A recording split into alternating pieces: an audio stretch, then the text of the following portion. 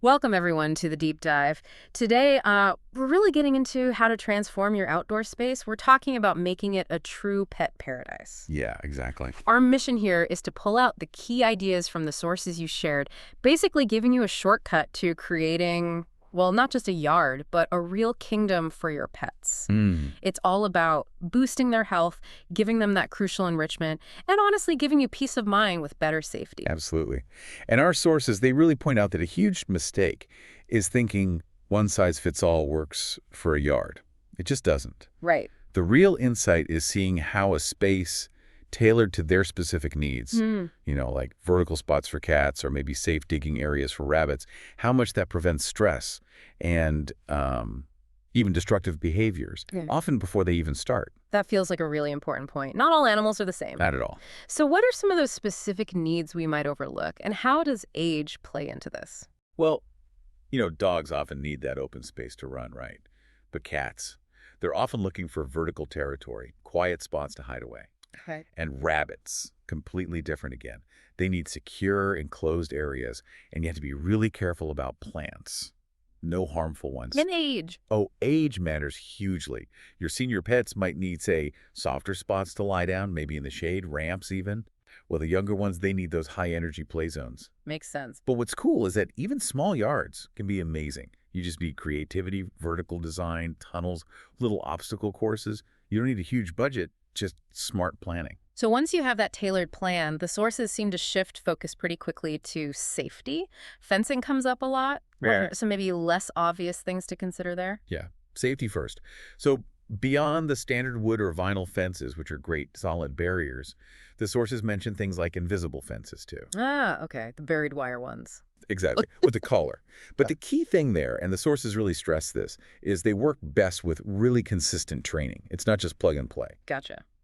And for the escape artists, the diggers or climbers. Right. For diggers, you might need to bury some chicken wire along the fence bottom or use heavy border stones. For climbers, sometimes fences with curved tops can deter them. And a critical detail people forget, self-latching gates, always. That's a good tip. Okay, so the perimeter is secure. What about inside the yard? The landscaping itself. Are there common hazards there? Oh, definitely. This whole idea of pet-safe landscaping is crucial. Think about plants. Lilies, sago palms, azaleas, foxglove. These are big no-nos. Okay. And something people might not realize is even cocoa shell mulch. It's toxic.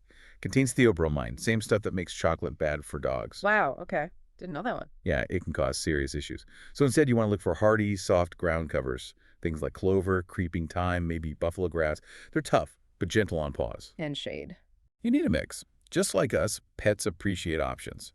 So some shady spots under trees or a canopy, but also some sunny patches for, basking. Right, variety. Okay, safety's covered.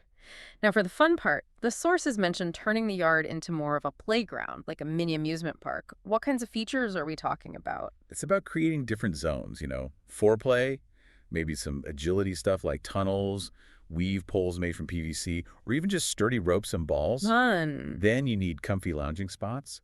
Think outdoor cushions, weatherproof ones tucked under trees or shade structures. And for the diggers we mentioned, a designated sandbox, a digging pit, can be a lifesaver for your garden beds. Ah, yeah, I can see that. What about water? Super important, especially in warmer weather. Pet-friendly water fountains are great for keeping water fresh and cool, or even the simpler, like a kiddie pool for a splash zone. Some dogs love that.